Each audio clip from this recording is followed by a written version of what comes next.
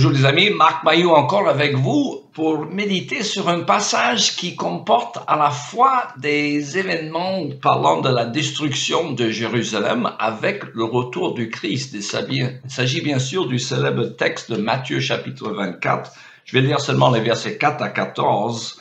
Jésus leur répondit, « Faites bien attention que personne ne vous induise en erreur, car plusieurs viendront sous mon nom, disant, « Je suis le Messie. » Et ils tromperont beaucoup de gens. Vous entendrez parler de guerre et de menaces de guerre. Attention, ne vous laissez pas troubler par ces nouvelles, car cela doit arriver.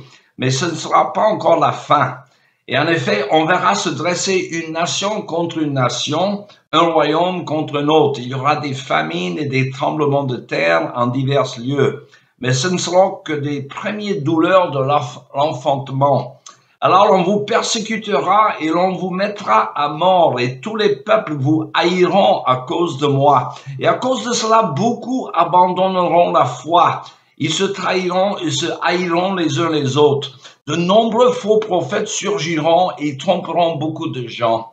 Et parce que le mal ne cessera de croître, l'amour du plus grand nombre se refroidira. Mais celui-là qui tiendra bon jusqu'à la fin sera sauvé. Et cette bonne nouvelle du royaume de Dieu sera proclamée dans le monde entier pour que tous les peuples en entendent le témoignage. Alors seulement viendra la fin.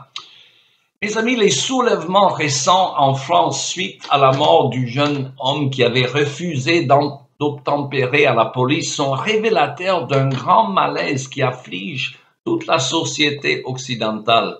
Or, le sens de l'injustice à cet acte qualifié d'inexcusable par le président Macron a poussé des gens à une folie destructive, avec colère à l'égard des forces de l'ordre et avec une indifférence totale à l'égard de la propriété des autres.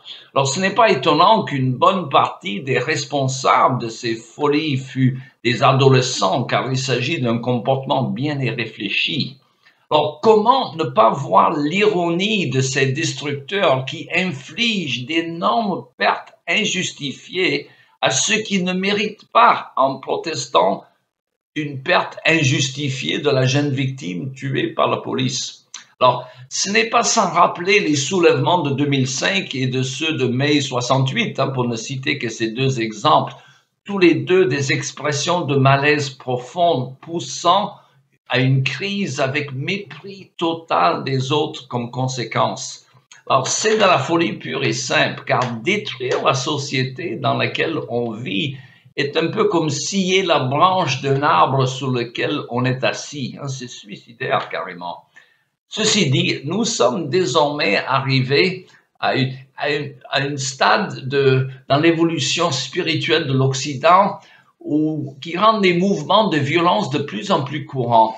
Notre civilisation ressemble désormais à celle dont des prophètes du siècle dernier, à savoir George Orwell, l'auteur de 1984, Aldous Huxley, le meilleur des mondes, et Anthony Burgess, dont les scènes de l'ouvrage Orange Mécanique sont identiques aux pages de nos quotidiens récents. Alors cela pourrait nous étonner de savoir que certains passages de la Bible n'est pas loin de ces analyses par la lucidité à l'égard de la condition humaine sans Dieu. L'apôtre Paul écrit, et je le cite, « Si le Christ n'est pas ressuscité, mangeons et buvons, car demain nous mourrons. » Peu importe ce que l'on fait, peu importe l'obéissance à des lois civiles, s'il n'y a pas une justice finale dans l'au-delà. Alors, d'aucuns diraient qu'il n'y a rien de nouveau dans la situation actuelle, car depuis le 19e siècle, les philosophes enseignent que Dieu est mort et que l'homme sur la terre n'est qu'un être qui est né du hasard, qui se prolonge par faiblesse et qui meurt par rencontre, comme disait Sartre. Bref, l'homme n'est qu'une passion inutile. Alors, si cela était vrai, il n'y aurait aucune raison de se comporter d'une manière civile. Que l'on soit un monstre d'égoïsme ou un saint à la manière de Thérèse de Calcutta, on finit tous la bouche pleine de terre. Si il n'y a pas de justice finale dans l'au-delà, tout dépend de sa croyance à l'égard de l'au-delà. D'ailleurs, Blaise Pascal, il a dit déjà au XVIIe siècle, et je le cite, toutes nos actions et nos pensées doivent prendre des routes si différentes selon qu'il y aura des biens éternels à espérer ou non, qu'il est impossible de faire une démarche avec sens et jugement qu'en la réglant par la vue de ce point qui doit être notre dernier objet. Fin de citation. Mais jusqu'à la fin du 19e siècle, voire au 20e siècle, il y avait peut-être qu'une petite minorité d'éclairés qui comprenaient les conséquences de leur incrédulité à l'égard du jugement éventuel de Dieu. Et même aujourd'hui, nous vivons dans une certaine mesure dans une société de ce qu'on appelle des fleurs coupées, qui gardent leur beauté pendant un certain temps, mais qui finissent inévitablement par flétrir. Tout ce que la foi chrétienne apportait, l'amour, la joie, la paix, la patience, la bonté, la bienveillance, la fidélité, la douceur et le maîtrise de soi, s'en va avec l'érosion de la foi dans laquelle ces valeurs étaient enracinées. Alors, à moins qu'il y ait un grand réveil spirituel en Occident, il ne nous reste que ce que les prophètes de malheur, dont Orwell, Huxley et Burgess, ont prévu.